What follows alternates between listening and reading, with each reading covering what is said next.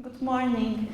Thank you, Peter, for this lovely welcome. And it's a privilege, an honor and joy to be back home and to give this talk. I would like to dedicate this talk to my three heroes here at Heythrop: Brendan Callahan, Philip Endin, and John McDade. Brendan accepted me as a student, Philip directed me, and John employed me.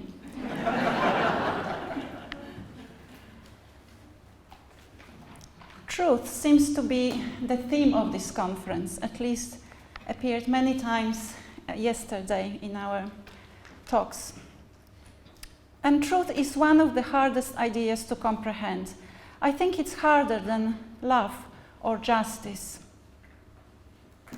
We have so many disagreements on what it means.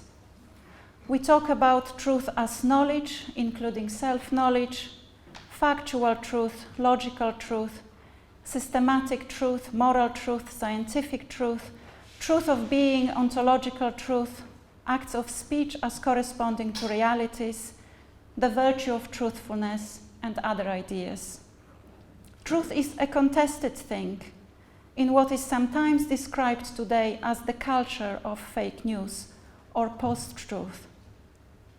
Yet truth, as we heard yesterday, the search for it is what drives our study and our work. When truth is discovered, it demands a response, whether it is truth in a situation of injustice or personal truth in a sense of being true to oneself or finding one's vocation. When truth is discovered, it compels us to act and live in the light of this discovery. Of course, we don't always meet these demands, but I think the urge is there. In the culture of fake news, alternative facts, mis- and disinformation, truth is vulnerable and can get lost. And this is not to say that human beings don't care about truth. Of course we do. Even those who claim that there is no such thing as universal truth and that truth is relative are passionate these days in their fight against fake news. And they see that neither goods of the society nor the goods of personal integrity can be preserved if truth loses its value. We won't be able to resolve here the different ambiguities related to truth. Some of them are probably unresolvable. Plus, yesterday, I think Michael Lacewing has done a very good job in clarifying some issues related to truthfulness as the base for ethical life. I hope today I will be able to point to a few generic issues related to education for truth, a term borrowed from Pope Francis's message for the World Communication Day this year. Following some clues from Francis and Thomas Aquinas, I aim to find out what education for truth involves and who the teachers of truth are. I will make some suggestions on the role of theology in education for truth throughout this paper. At the concluding part, I will refer directly to the first phrase in the title of this talk, Redeeming the Mystery. But I hope that as I go along, you will be able to work out what this phrase can mean, and I would like to encourage you to give your own meaning to this phrase, redeeming the mystery.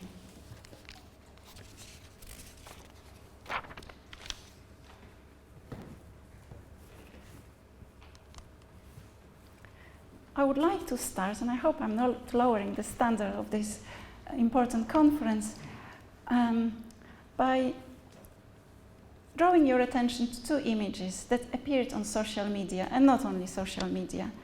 And I'd like to start with a recent story that developed into an interesting debate on truth and untruth.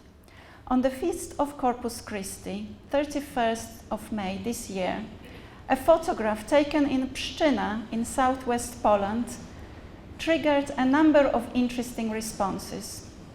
The Corpus Christi procession was led by a priest sitting in an open-roof red Mercedes and holding a large monstrance with the Blessed Sacrament. The congregation followed behind.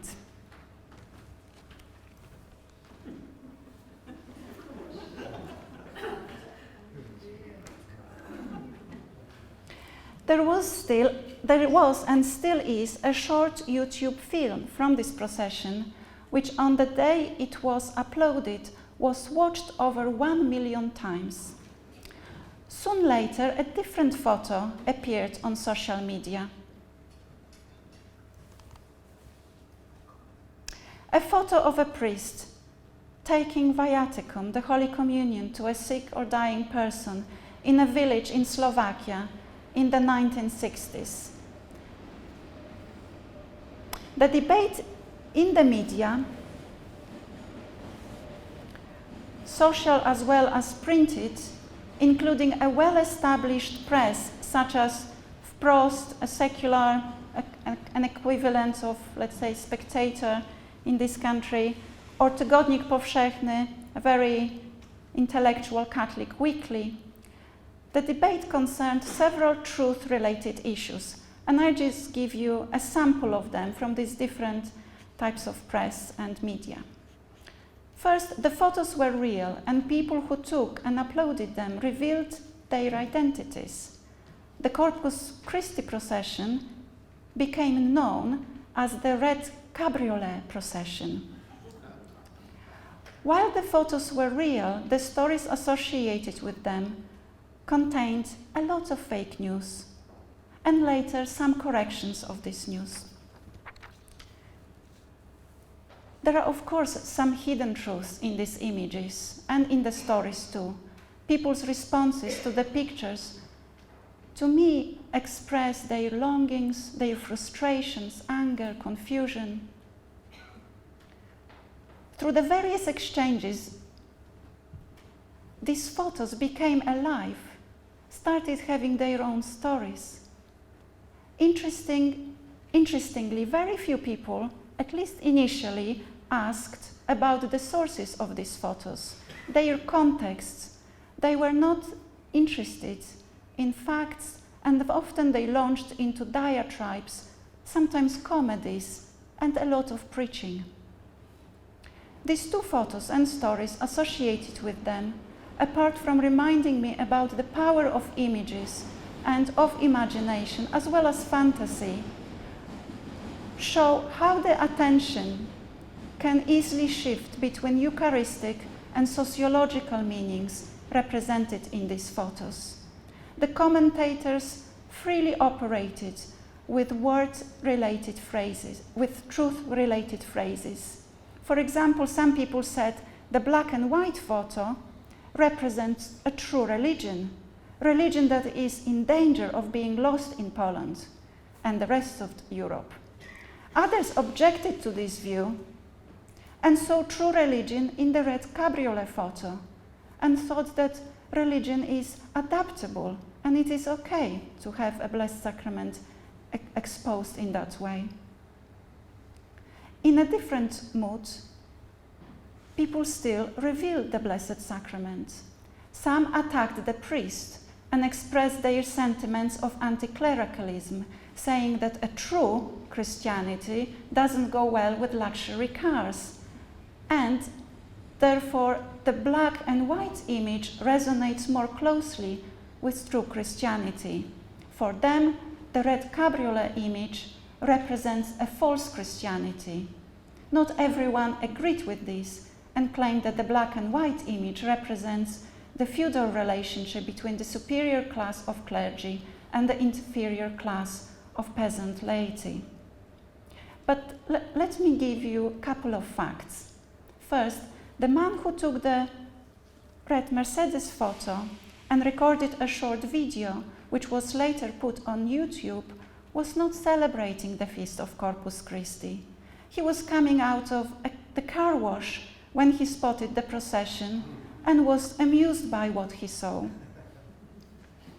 Apparently, the priest holding the Blessed Sacrament in the red Mercedes was ill and had a problem with his leg. The car wasn't his. It was a last-minute offer from the parishioner who was in the driving seat. Do these pieces of information change our interpretation of the red cabriolet image? Has the photo deceived us? Where are we on this? Why so many who engage with the images didn't want to know the context and facts?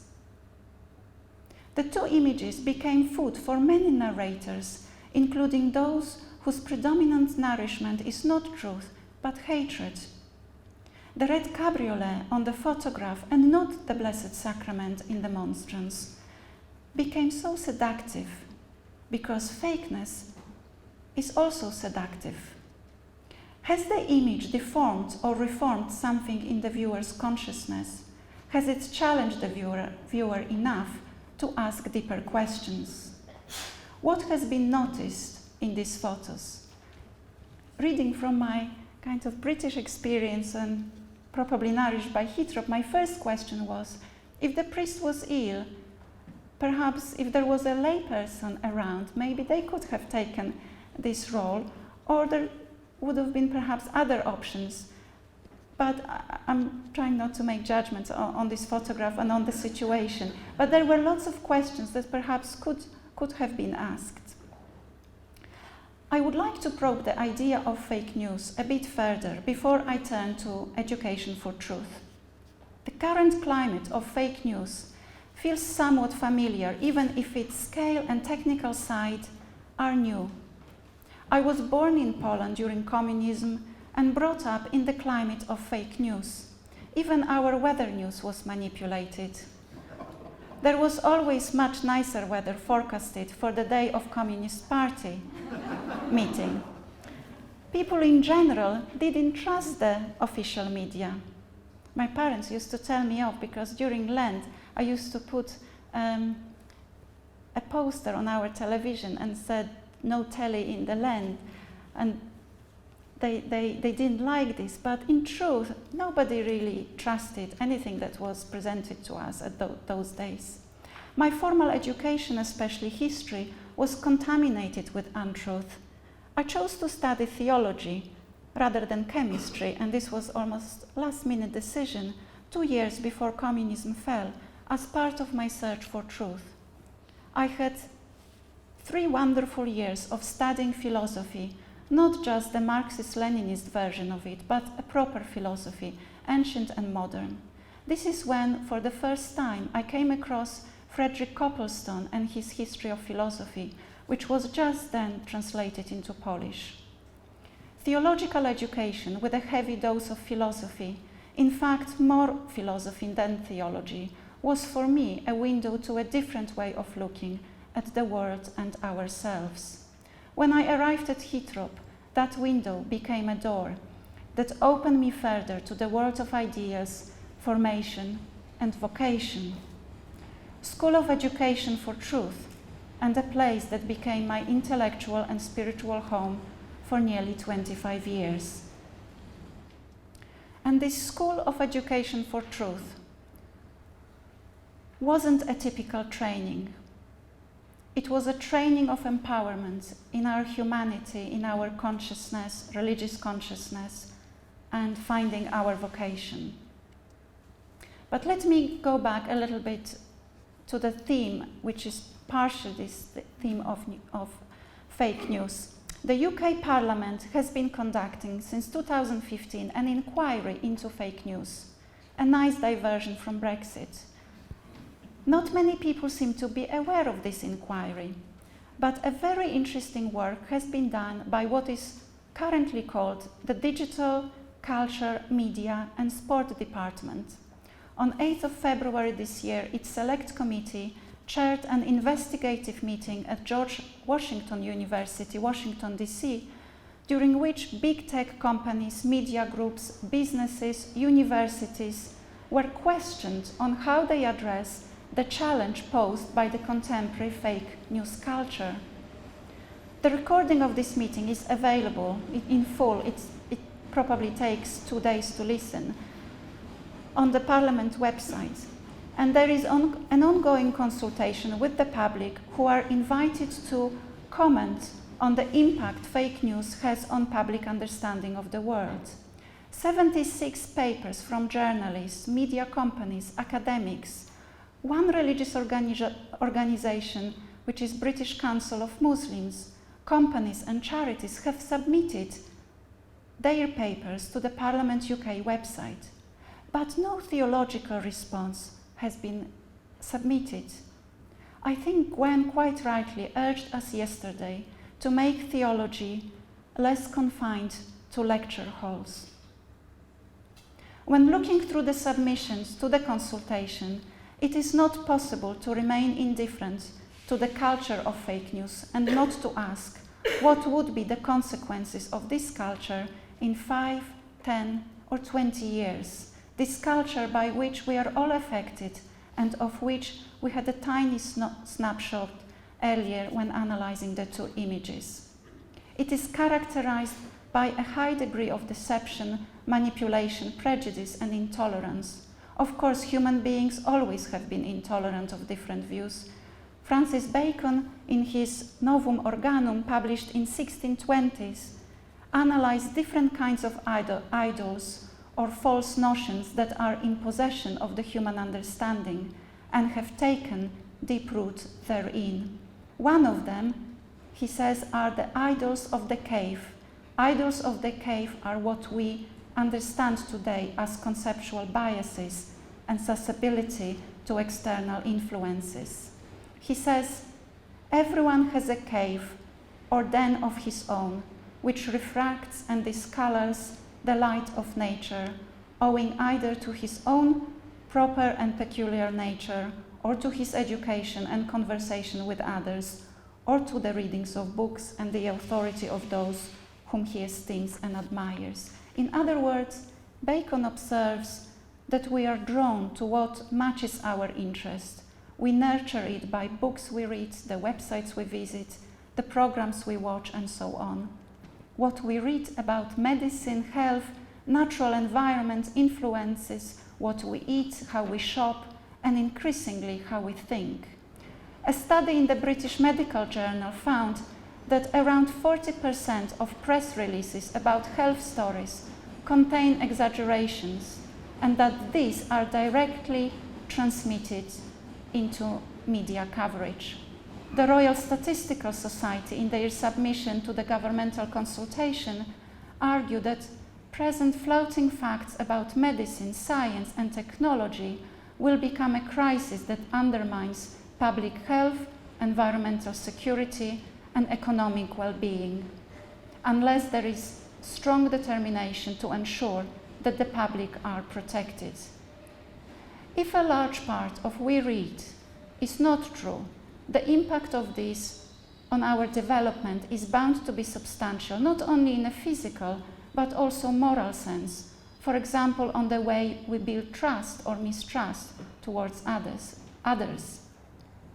A study done by Stanford Graduate School of Education found that young people, this is a quote, young people's ability to reason about the information on the internet can be summed up in one word: bleak. Our digital natives may be able to flit between Facebook and Twitter while simultaneously uploading a selfie to Instagram and texting a friend. But when it comes to evaluating information, they don't evaluate it well and they easily get lost. So, should big tech companies such as Google be responsible for the way they potentially shape the state of moral development of its users? Perhaps. But wouldn't it be better if philosophers and theologians, with all the wealth of resources contained in what can be broadly termed as the wisdom tradition, work with tech companies? The criminology department of Cambridge University works with theologians in addressing issues of justice or injustice and education in prison. I contribute to one of their courses in a high security prison in East Anglia, and I have to say that I am slowly changing my view on what theological education is largely about. Surely, dealing with fake news and dealing with education cannot be reduced to narrow specialisms. In addressing the culture of post-truth, it's not solely the matter of designing methods for stronger detection and verification of fake news. Dealing with fake news is much more complex, as it requires to make a big effort to examine all kinds of dynamics within our human nature. Our proneness to deception, including self-deception, to manipulation by others and of others. Recognizing the forces within us and within our society cannot simply be left to take companies, politicians, scientists, and economists. There are different grades of fake news. The one with the red cabriolet on the Feast of Corpus Christi is one type, telling blatant lies that can be easily detected, is another, heavily twisted or partially inaccurate stories deliberately fabricated to achieve ideological or economic gains are yet another matter. But they all have a collective impact on us. There are important distinctions to be made, such as the one between fake news and flawed journalism. Fake news and flawed journalism are not the same. That deliberate and intentional misleading makes fake news a clear-cut ethical issue. There are many other issues, including what political technology consultants do with our personal data and how they micro-target political messages. Companies claim to understand an individual's users' emotional responses and how to trigger them, as well as likes, dislikes, location, and home, diet, humor, and what distresses them.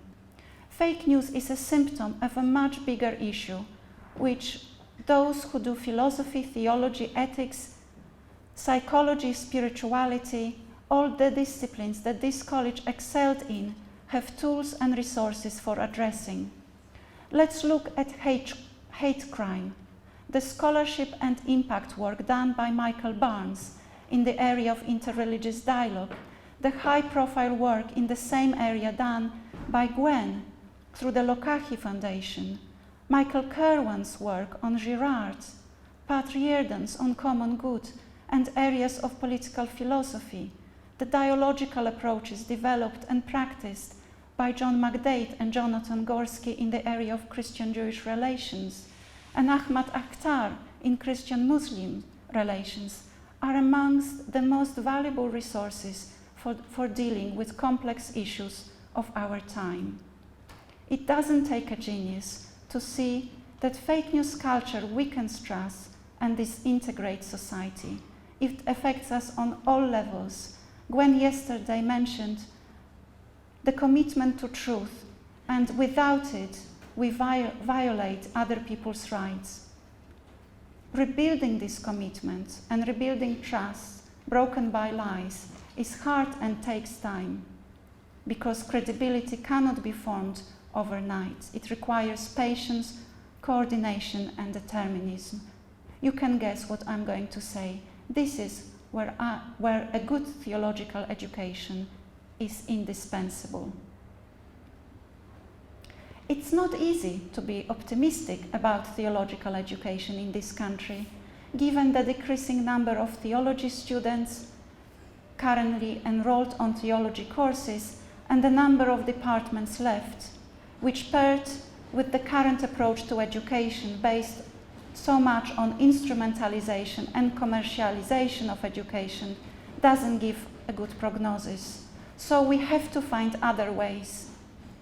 Perhaps we have to rethink the whole of theology, and I won't go there. I do believe that one of the key services that a theological institution can and should offer is the education for truth. And as I said, I borrow this phrase from Pope Francis. Pope Francis's message for the World Communication Day this year, 24th of January, was entitled, "The Truth Will Set You Free." Fake news and journalism for peace.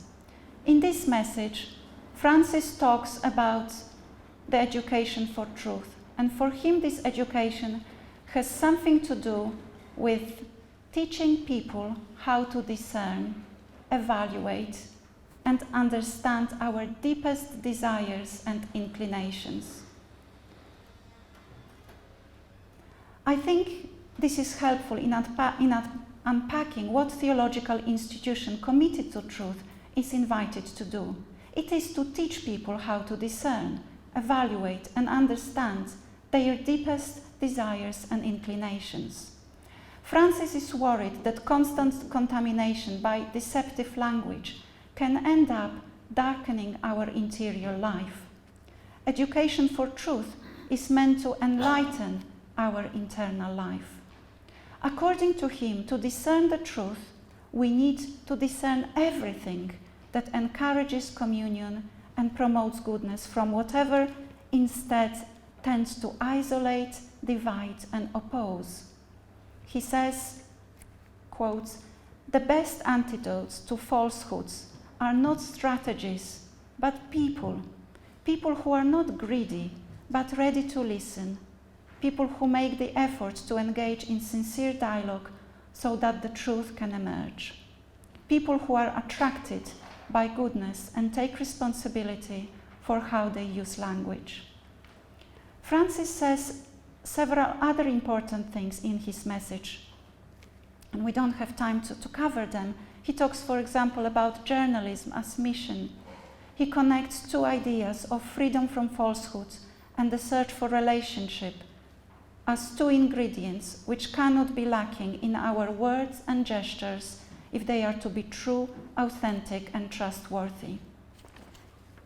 In a way, one may argue that there is nothing new in this message, but I think the timing of his words, the emphasis and connections he proposes, make his statement quite prophetic.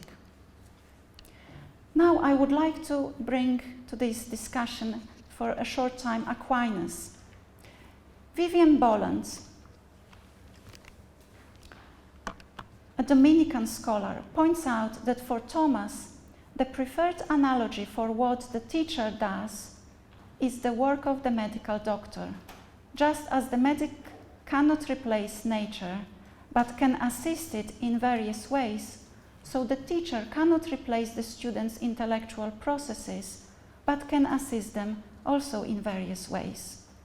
Bolland suggests that the above analogy prompts us to see education as accompaniment of the students. In the context of our interest in the culture of fake news, perhaps this means going beyond our disciplinary academic boundaries and engaging more directly, including submission to UK Parliament's websites, with those who are working in the world of media, politics, tech companies, and so on. Perhaps it is about being more proactive in our accompaniment of others. In the prologue to the Summa, Thomas says, it's a long quote, but if you can bear with me, is it okay to go through this quote? Okay, thank you. He says, since the teacher, doctor of Catholic truth has not only to build up those who are advanced, but also to shape those who are beginning, according to St. Paul's, as babes in Christ, I fed you with milk, not solid food. The purpose we have set before us in this work is to convey the things which belong to the Christian religion in a style serviceable for the training of beginners. We have considered how newcomers to this teaching are greatly hindered by various writings on the subject, partly because of the swarm of pointless questions, articles, and arguments, partly because essential information is given according to the requirements of textual commentary, or the occasions of academic debate, not to a sound educational method, partly because repetitiousness has bred boredom and muddle in their thinking. Eager, therefore, to avoid this, and other like drawbacks, and trusting in God's help, we shall try to pursue the things held by Christian theology and to be concise and clear so far as the subject matter allows. It's difficult to believe that Thomas was concise given the number of volumes, but I think what is important here to note is the whole purpose of Thomas's work is to challenge the teaching methods in place and to replace them, instead of forcing students to pursue the subject according to established methods. He proposes to follow what he calls a sound educational method. We sometimes forget how radical Thomas was in his approach, but his main concern was to meet his students where they were, so they were not bored and muddled in their thinking. But who are the best teachers in the School of Truth? Thomas, again in his Summa Theologiae Tertia, reflects on exemplary teachers. Of course, first is Jesus. He calls him the most excellent of all teachers. But he also mentions, almost in the same sentence, Pythagoras and Socrates, the greatest, he calls them the greatest teachers amongst the pagans. Incidentally, none of them wrote. I can now understand why Peter Gallagher has been considered for so many years as one of the best teachers.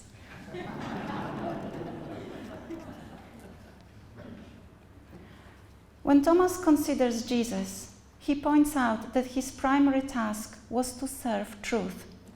Thomas explores the way Jesus served truth. He notes that Jesus becomes a slave by washing his students' feet. He becomes a teacher by dressing appropriately and sitting like a master on his chair to explain the meaning of what he has done. Why did he wait to sit down before teaching them? Thomas asks. And he answers, because teaching ought to be done in tranquility. It is not about dressing up. It's about providing an atmosphere and space. Thomas adds that it is by sitting and being quiet the soul touches truth. It becomes wise and prudent. Perhaps this kind of tranquility is difficult in our busy lives and demanding world, but it is something worth thinking about and cultivating. Nick Austin is an expert on Aquinas. He can perhaps help us unpack what Aquinas means by tranquillitate and whether it could be considered as a virtue or it is a condition for the development of other virtues. But Heythrop, while demanding a lot from its staff and students, was good at fostering a sense of tranquility. Perhaps the lovely rural and central London locations that Heythrop enjoyed were conducive to creating the tranquil environment. The work was intense, but there was time for dialogue, caring concern and exchange. One of the most fruitful ideas that came to my mind one afternoon was during my walk with Peter Coughlin in Kensington Square. I hope you remember this, Peter. And it was this new course that we put together, environmental change, sustainability, and global ethics. You wouldn't think that Starbucks or Café Rouge in Kensington Church Street could provide a tranquil setting, but they provided space for fruitful debates. At Starbucks on one summery Friday evening, after many years of thinking about salvation, thanks to the brilliant philosophical mind of Fiona Ellis, I eventually grasped what salvation meant theologically and went to write a paper about it.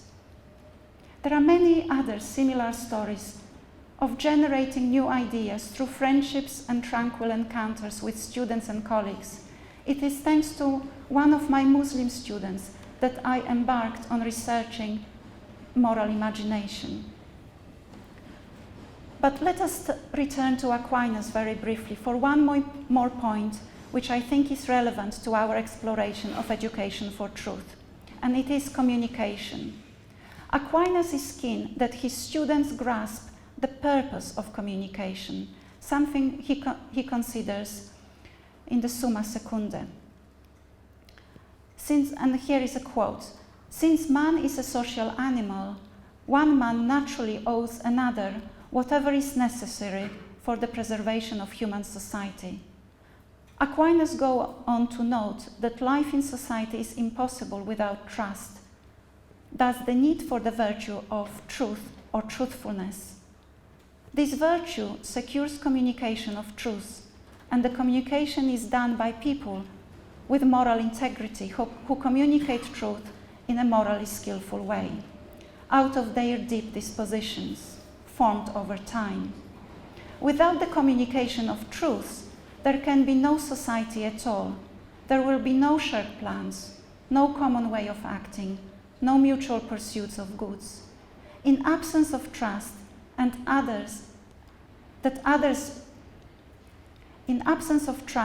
others will participate in the ordered communication of truths, there can be no stable society. It is worth noticing that Aquinas' virtue of truth is closely linked with the virtue of justice. The personal responsibility for trusting communication was, I think, another unique selling point of this college. When talking about communication, Aquinas speaks about communication of oneself, that truth whereby a man, both in life and in speech, shows himself to be such as he is, and the things that concern him, not other, and neither greater nor less than they are. For Aquinas, simplicity is part of the virtue of truth, insofar as it is opposed to duplicity, which is showing one thing outwardly while having another in the heart. Showing oneself as one is, communicating oneself, is thus an essential aspect of the order introduced into one's acts in the effort to communicate. The person-centered education that Heythrop has embodied fostered this kind of communication. Fake news would be probably difficult to, or maybe not, maybe I'm projecting my own things, but fake news, we can perhaps suggest that would be problematic for Thomas on several counts. Neither good of the society nor the good of personal integrity can be preserved in that kind of culture. The communication that takes place in the culture of fake news is purely instrumental. Genuinely open exchange is impossible in such culture, and such culture is weak on trust. The fake news culture endangers the communication of oneself as one is and prevents shaping genuine human relationships. In falsely representing the world, the person endangers all those legitimate social ends for which truth is found so valuable, such as giving directions, literally and figuratively speaking. Going back to our earlier questions about the sound educational method, we won't design one here, and I don't think Heythrop has a ready-made educational method. Perhaps this was one of Heythrop's strengths, that it was able to adapt to the different needs of the students and of the times. It didn't need a blueprint. Still, I think Thomas Aquinas, Pope Francis, and Heythrop have given us some pointers to what should be included in the education for truth. And this is the final, very brief summary of these points. So the education for truth, if we follow Pope Francis, must include discernment, that is, teaching and learning how to discern. We learned from Stanford University report that young people don't know how to evaluate. They are lost and confused. I think this skill needs refreshing for all of us. So teaching and learning how to evaluate and understand, something that Heythrop was extremely good at fostering, must be part of the sound educational method. Does this mean that theology cannot do without philosophy? Definitely it cannot. Another element is spirituality. Pope Francis tells us that education for truth is meant to enlighten internal life. I think most of our students experience this even if sometimes or often through dark nights of their souls. It was definitely the case with me when I was completing my PhD, and without feeling Endin's generosity, wisdom and rigor, I don't think I would have got through. Dialogue and communication, another element or two elements. Education for truth is dialogical. Education for truth is done through sincere dialogues, a quote from Pope Francis. This was Heythrop's another most unique selling point, I think, in the way we as students, staff, alumni, friends talk to each other while representing different denominational, religious, non-religious, atheistic and disciplinary positions, as well as personal commitments. Education for truth is person-centered and relational. Otherwise, it will not work. It needs to put people above strategies. Education for truth is dependent on trust. According to Thomas, all learning begins in faith. The student must trust, at least initially, that the teacher is reliable and knowledgeable. Education for truth requires tranquility. This tranquil education for truth cannot fully protect us from fakeness. It may not help Google to create better algorithms or remove alternative facts from websites, but a good, tranquil theological training in which truth is not only valued, but also loved, and Gwen yesterday spoke about feeling truth, is a fertile ground for addressing much deeper questions related to the sources of self-deception and many other complex things. I think this kind of education can bring us closer to understanding what it means to know that we are living in truth. Finally, truth is mystery in the way God is. We come to discover truth in so many different ways. The sense of truth as mystery, not logical or scientific truth only, that needs to be redeemed, I think, in our educational systems. Vivian Bolland commented on Thomas's approach to redemption in the context of education, and he suggests that redemption is about learning. The Word in Jesus is becoming flesh in order to become the teacher who will impress the lesson on us. This is a quote from Bolland. Finally, enabling us to learn it.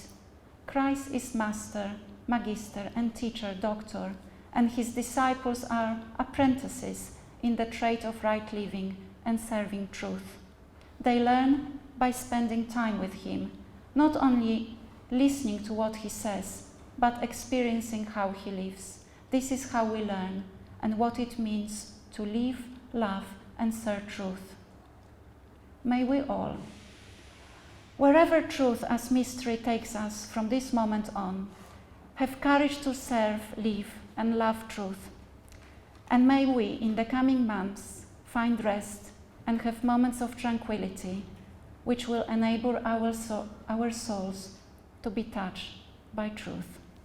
Thank you.